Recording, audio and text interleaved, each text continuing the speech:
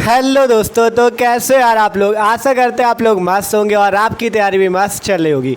तो जैसा कि यार हम लोग क्लास 12 केमिस्ट्री का चैप्टर नंबर 3 रासायनिक बलगतकी पढ़ रहे थे, तो आज हम इस चैप्टर पे बात करने वाले बहुत ज़्यादा ही मोस्ट इंपॉर्टेंट टॉपिक अभिक्रिया की कोटि, ऑर्डर ऑफ रिएक्शन। ठीक है, अभिक्रिया की कोटि किसे कहते हैं, एकदम मस्त तरीके से उदाहरण सहित समझेंगे। ठीक है, तो यार भाई प्लीज़ वीडियो को आखिरी तक देखना और एकदम मस्त तरीके से आपको समझा देंगे कि अभिक्रिया की कोटि किसे कहते हैं, ऑर्डर ऑफ रिएक्शन किसे कहते हैं। ठीक है, तो देखो अगर आप लोगों ने अभी तक इस चैप्टर के और भी वीडियो नहीं देखा है, जैसे हमने आपको अभिक्रिया का वेग पढ़ाया था, वेग स्थिरांक पढ़ाया था। ठीक है, तो जिसने वो वीडियो नहीं देखे, डिस्क्रिप्शन में प्लेलिस्ट है क्लास 12 केमिस्ट्री की, उस पर जाके आप देख सकते हो। तो चलो शुरू करते हैं आपका अभिक्रिया की कोटि, ऑर्डर ऑफ रिएक्शन। अभिक्रिया की कोटि किसे कहते हैं, तो देखो अभिक्रिया की कोटि की परिभाषा ये लिखी हुई है, लेकिन अभिक्रिया की कोटि समझने से पहले हम आपको एक छोटा सा टॉपिक पढ़ाते हैं। क्या, वेग व्यंजक या वेग समीकरण। वेग व्यंजक क्या होता है या वेग समीकरण, वेग व्यंजक बोलो या वेग इक्वेशन बोलो या वेग समीकरण बोलो, क्या होता है ये। तो देखो अगर बात करें वेग व्यंजक या वेग समीकरण की, तो देखो सिंपल मान लो आपके पास कोई भी अभिक्रिया है। आपको पता है अगर कोई भी रासायनिक अभिक्रिया होती है तो उसमें पहले क्या होता है, अभिकारक होता है। ठीक है, अभिकारक होता है आपके पास जो कि क्या बनाता है, उत्पाद बनाता है। अभिकारक होता है जो कि क्या बनाता है, उत्पाद बनाता है। उदाहरण के तौर पे मान लो आपके पास नाइट्रोजन है प्लस हाइड्रोजन है। ये आपके पास नाइट्रोजन और हाइड्रोजन दो अभिकारक हैं, ये आपस में मिलकर एक उत्पाद बनाते हैं जिसका नाम है NH3 अमोनिया। यहाँ पर 3 का गुणा हो जाता है, यहाँ पे 2 का गुणा हो जाता है, ये एक अभिक्रिया है। ठीक है, नाइट्रोजन और हाइड्रोजन के मिलने से NH3 बन रहा है। ये एक ऐसी अभिक्रिया, कौन सी अभिक्रिया है, रासायनिक अभिक्रिया है। और बात करें कोई भी रासायनिक अभिक्रिया है तो उसमें जो इधर जो लिखा होता है वो अभिकारक कहलाता है और इधर वाला पदार्थ उत्पाद कहलाता है। यहाँ पे नाइट्रोजन और हाइड्रोजन अभिकारक है और NH3 आपका उत्पाद है। ये एकदम सिंपल सी बात है। ठीक है, आप मान लो अगर ये आपका, मान लो हमने आपको उदाहरण के तौर पे कोई अभिक्रिया बताई। आप मान लो आपके पास कोई अभिक्रिया हो इस टाइप से, small a capital A plus small b capital B, जिससे क्या बनता है, उत्पाद बनता है। ये देखो, ठीक है, small a capital A plus small b capital B, जिससे क्या बनता है, उत्पाद। इसका क्या मतलब है, देखो स्मॉल a का मतलब है कि इस पे जिसका गुणा है, जैसे N2 पे किसी का गुणा नहीं तो हम 1 का गुणा मान लेते हैं कि 1 का गुणा इस पे। ठीक है, तो स्मॉल a का मतलब है जिसका गुणा है इस पे वो है स्मॉल a, और कैपिटल A का मतलब जैसे N2 है अभिकारक तो वो। ठीक है, स्मॉल b का मतलब इसमें 3 का गुणा है जैसे, तो स्मॉल b की जगह 3। ठीक है, और कैपिटल B क्या है, यहाँ पे जो अभिकारक है H2। ठीक है, तो यहाँ पे कैपिटल A और कैपिटल B अभिकारक है। स्मॉल a और स्मॉल b क्या है, इनको बोला जाता है रस समीकरण मिति गुणांक। क्या बोलते हैं, रस समीकरण मितीय गुणांक। ठीक है, a और b यहाँ पे रस समीकरण मिति गुणांक है, 1 और 3 यहाँ पे जो देख रहे हो आप। ठीक है, जिसका भी इन अभिकारक पे गुणा है वो रस समीकरण मितीय गुणांक कहलाते हैं। ठीक है, तो ये सिंपल कोई अभिक्रिया है। आप बात हम क्या करने वाले, वेग व्यंजक की, कि वेग व्यंजक क्या होता है। देखो वेग व्यंजक जो होता है, वेग जो होता है, सबसे पहली बात, वेग जो होता है अभिकारक की सांद्रता के समानुपाती होता है।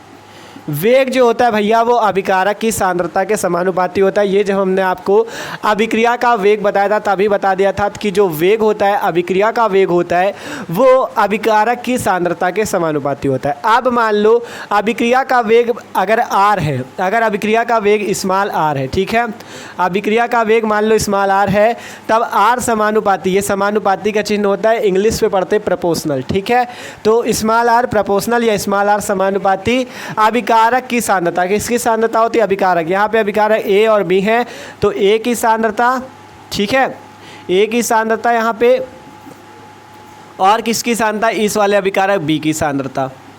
और यहाँ पे आपको कुछ घातें भी लगानी, इसकी घात पे आपको x लगा देना है, इसकी घात पे आपको y लगा देना है। ठीक है, देख सकते हो वेग को हमने r से लिख दिया, स्मॉल r से, और सांद्रता का मतलब है अभिकारक की सांद्रता। अभिकारक A और B हैं तो A की सांद्रता, देखो किसी की अगर सांद्रता लिखनी है आपको तो इस टाइप से कोष्टक पे लिख के उसको प्रदर्शित करते हैं। A की सांद्रता लिखनी है तो कोष्टक पे लिख दो तो उसकी सांद्रता मानी जाएगी।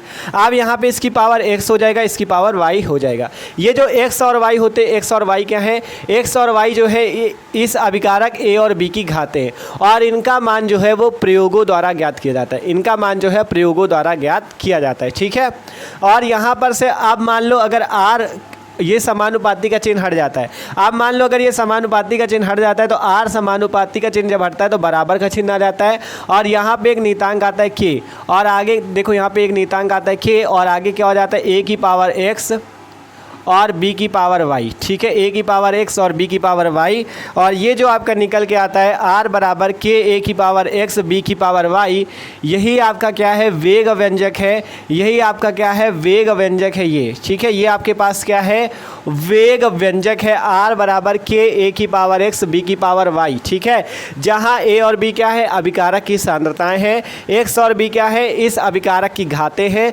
और इनका मान एक्स और वाई का मान प्रयोगों द्वारा प्रैक्टिकल के द्वारा निकाला जाता है। और ये के क्या है, के लिख लेना, जहां के आगे लिख देते, जहां के को बोला जाता है वेग स्थिरांक। ठीक है, जहाँ के को क्या बोला जाता है वेग स्थिरांक। वेग स्थिरांक के बारे में भी हमने आपको पढ़ा रखा है वेग स्थिरांक क्या होता है। ठीक है, तो सिंपल ये होता है वेग व्यंजक। अब इसी से आप अभिक्रिया की कोटि ऑर्डर ऑफ रिएक्शन निकाल सकते हो। ठीक है, पहले देखो जितना आपको पहले समझाया वो एक बार फिर समझ लो। कोई भी अभिकारक होता है आपको पता है उससे उत्पाद बनता है, जैसे उदाहरण के तौर पर N2A का अभिकारक है, H2A का अभिकारक है, जिससे NH3 एक आपका क्या बनता है उत्पाद बनता है। अब आपका मान लो जैसे ये तो उदाहरण के तौर पर आपकी अभिक्रिया मान लो कोई भी अभिक्रिया इस टाइप से होती है जिसमें अभिकारक 2 होते हैं, या अभिकारक 1 भी हो सकता है, 3 भी हो सकते हैं, कितने भी हो सकते हैं।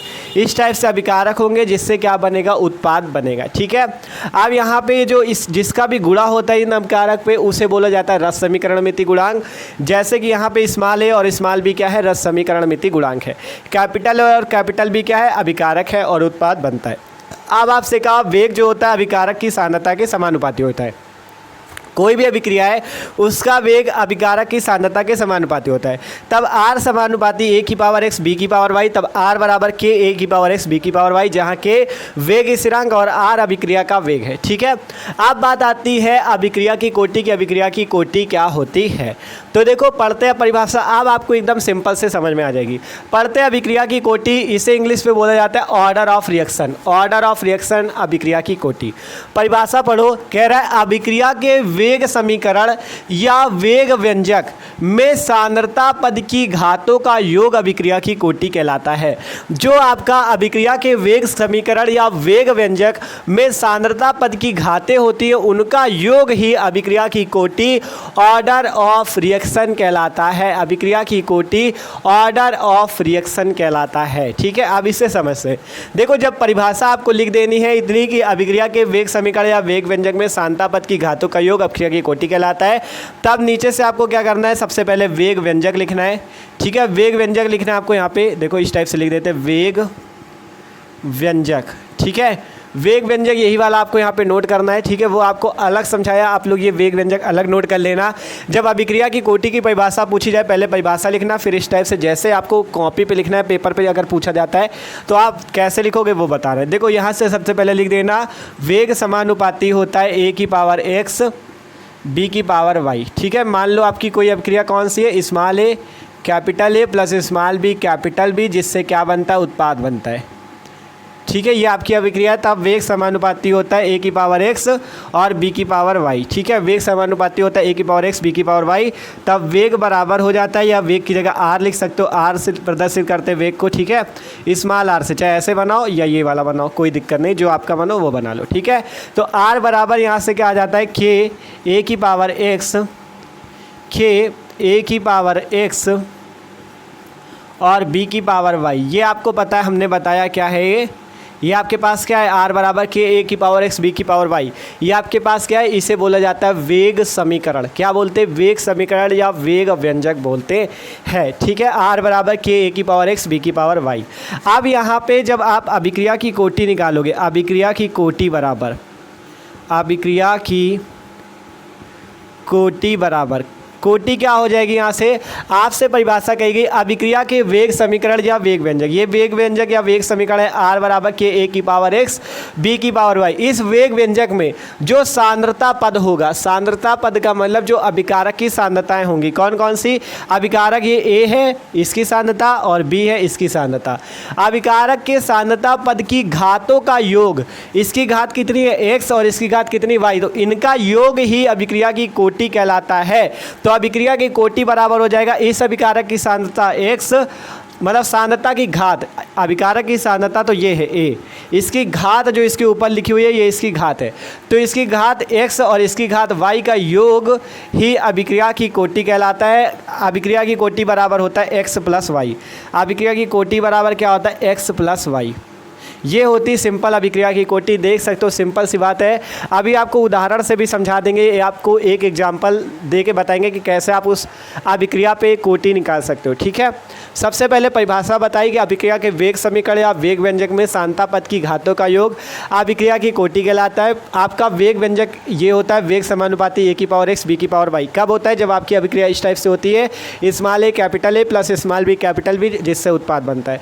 तब यहाँ से आता है r बराबर k a की पावर x b की पावर y। अभिक्रिया की कोटि की परिभाषा कही गई कि अभिकारक, देखो क्या कहा गया, अभिक्रिया के वेग समीकरण या वेग व्यंजक पे, परिभाषा पढ़ो, अभिक्रिया के वेग समीकरण या वेग व्यंजक में आपका जो सांद्रता पद होता है, मतलब अभिकारक की जो सांद्रता होती है उसकी घातों का योग, उसकी घातों का योग ही अभिक्रिया की कोटि कहलाता है। सांद्रता पद की घातों का योग अभिक्रिया की कोटि कहलाता है। अब वेग व्यंजक है ये आपका, तो इसकी घातें देखो, ये आपकी अभिकारक की सांद्रता, ए की सांद्रता, ये बी की सांद्रता, तो इन दोनों का योग, इसकी घात कितनी है? x और y, और ये जो y लिखा हुआ है ना, ये y आपका यहाँ पे इसकी घात ऊपर लिखा हुआ है। ठीक है, आप लोग सही से लिखना, ये आपका a की पावर में x है, ये b की पावर में y है, तो इन दोनों की पावर का योग ही अभिक्रिया की कोटि कहलाता है। ठीक है, इतनी बातें सबको ही समझ चुका है, इतना ही लिखना है। एक उदाहरण आपको समझा दें, मान लो आपके पास उदाहरण, एक एग्जाम्पल आपको देते हैं। मान लो आपके पास कोई अभिक्रिया है जैसे CH3COOH प्लस NaOH, जिससे आपका बनता है CH3COONA,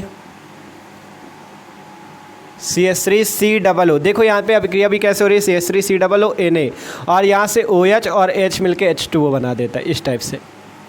सिंपल देख लो अभिक्रिया कैसे हुई, समझना चाहते हो। यहाँ पे CH3COOH और NaOH को जब मिलाया गया तो यहाँ से CH3COO और ये Na मिला के CH3COONA बना, और ये H और OH मिला के H2O आपका बन गया। इसका नाम अगर जानना चाहते हो तो इसका नाम है एसिटिक अम्ल। क्या नाम है? एसिटिक अम्ल। इसका नाम है सोडियम हाइड्रॉक्साइड, इसका नाम है सोडियम एसीटेट, और इसका नाम है जल। अगर लिखना चाहो तो लिख लेना, और यहाँ पे तो अभी वैसे ज़रूरत है नहीं, लेकिन फॉर्मूले याद रखो। ठीक है, तो सिंपल आप देखो यहाँ पे आपसे ये आपके पास कोई अभिक्रिया है। अब अगर आपको इसमें अभिक्रिया की कोटि निकालनी है, अगर हम कहें कि इस अभिक्रिया की कोटि निकालो, तो सबसे पहले आपको वेग व्यंजक लिख लेना है। वेग व्यंजक होता है r बराबर k a की पावर x b की पावर y। तो a क्या होता है? अभिकारक होता है, b क्या होता है? अभिकारक होता है। यहाँ पे अभिकारक क्या है आपका? CH3COOH, तो यहाँ पे CH3COOH, और यहाँ पे कितना है? NaOH, तो NaOH। अब इसकी घातें x और y होंगी, तो यहाँ पे इसकी घात 1 हो जाएगी, इसकी घात भी 1 हो जाएगी, क्योंकि यहाँ पे किसी का भी गुणा नहीं है तो 1 माना जाएगा। ठीक है, जब किसी का गुणा नहीं होता तो 1 माना जाता है। तब r बराबर k CH3COOH की पावर 1 और NaOH की पावर 1। यहाँ से अगर आप अभिक्रिया की कोटि निकालते हो तो कोटि आपको पता है अभिकारक की जो सांद्रता होती है, उन सांद्रता पद की जो घातें होती है उनका योग ही कोटि कहलाता है। तब कोटि बराबर हो जाएगा यहाँ से इसकी घात 1 प्लस इसकी घात 1 मिला के कोटि हो जाएगी कितनी? 2। तो ये आपकी अभिक्रिया की कोटि आ जाती है, कोटि 2। ठीक है, ये आपकी अभिक्रिया की कोटि आ जाती है। CH3COOH और NaOH वाली अपने एक अभिक्रिया का उदाहरण दिया। अगर आप इसके लिए अभिक्रिया की कोटि निकालना चाहते हो तो r बराबर k, इसकी पावर भी 1 हो जाएगी और इसकी पावर 1। जैसे यहाँ पे a की पावर x और b की पावर y था, a क्या है? अभिकारक की सांद्रता, तो यहाँ पे अभिकारक है CH3COOH, तो इसकी सांद्रता, और फिर b क्या है? दूसरा अभिकारक, तो NaOH है, तो NaOH की सांद्रता, और फिर इसकी घात कितनी हो जाएगी? इसमें किसी का गुणा नहीं तो 1, इसमें किसी का गुणा नहीं तो 1। तब यहाँ से कोटि निकालने के लिए आपको x प्लस y करना होता है, मतलब इसकी घात और इसकी घात को जोड़ना होता है। तो इसकी घात यहाँ पे 1 है, इसकी घात 1 है, तो 1 + 1 2। ठीक है, तो इस टाइप से आपका अभिक्रिया की कोटि को निकाला जाता है। ठीक है, और एक चीज़ यार और याद रखना, जैसे यहाँ पे अभी तो हमने क्या किया, जैसे इसकी x और y जो घातें थी इसकी जगह हमने यही वाले आगे के इसके गुणांक ले लिए, 1 का गुणा है तो 1। कभी कभी आपका ये आपकी गुणांक लिए जाते हैं, और कभी कभी जब कोटि होती है तो इसमें गुणांक से भी अलग आ जाते हैं। मतलब जो आपके a और b के मान और एक्स और वाई के मान, ये ए और बी के मान, ये देखो स्मॉल ए और स्मॉल बी के मान और एक्स और वाई के मान कभी कभी अलग भी होते हैं। आप ये याद रखना कि कोटि के मान प्रैक्टिकल से निकाले जाते हैं, ज़रूरी नहीं कि आपका यहाँ पे जिसका गुणा है वही हो जाए कोटि, ठीक है। तो कोटि निकालने के लिए प्रयोगों द्वारा आपका कोटि का मान निकलता है, एक्स और वाई का मान जो होता है प्रयोगों द्वारा निकलता है, ठीक है। तो सिंपल अगर पेपर में पूछा जाता है तो बस इतना याद रखो कि आपको ये परिभाषा लिख देनी है, इस टाइप से प्रदर्शित करना, एक उदाहरण दे देना, कोटि निकाल के दिखा देना, 1 1 2, पूरे नंबर आपको पूरे मिल जाएंगे, ठीक है। तो आशा करते हैं सबको अभिक्रिया की कोटि समझ में आ चुकी है, ठीक है। बस इतना ही आपको लिखना है, ये अलग नोट कर लेना वेग व्यंजक या वेग समीकरण, जिससे अगर वेग व्यंजक या वेग समीकरण पूछा जाता है तो आप इसको भी लिख सकते हो, ठीक है, कि वेग व्यंजक या वेग समीकरण क्या होता है। तो आशा करते हैं सबको ये समझ में आ चुका है। तो यार समझ में आया हो तो भाई वीडियो को लाइक कर लो और चैनल पे जो लोग नए हो सब्सक्राइब कर लो, क्योंकि इसी तरह से मस्त तरीके से तैयारी हो रही है आपकी क्लास 12th केमिस्ट्री की, ठीक है। आपका मतलब ये रासायनिक बलगतकी वाला चैप्टर पूरा हमने करा रखा है, विलयन वाला करा रखा है, विद्युत रसायन वाला, रासायनिक बलगतकी तो सॉरी अभी चल ही रहा है, ठीक है। अब तो ये हो जाएगा धीरे से, अभी ये चल रहा है, ठीक है। विलयन वाला चैप्टर पूरा करा दिया, विद्युत रसायन भी पूरा करा दिया है। तो डिस्क्रिप्शन में प्लेलिस्ट है क्लास 12 केमिस्ट्री की, उस पर जाके आप देख सकते हो वीडियो, ठीक है। तो मिलते हैं यार किसी अगले वीडियो पे। Okay, thanks for watching this video.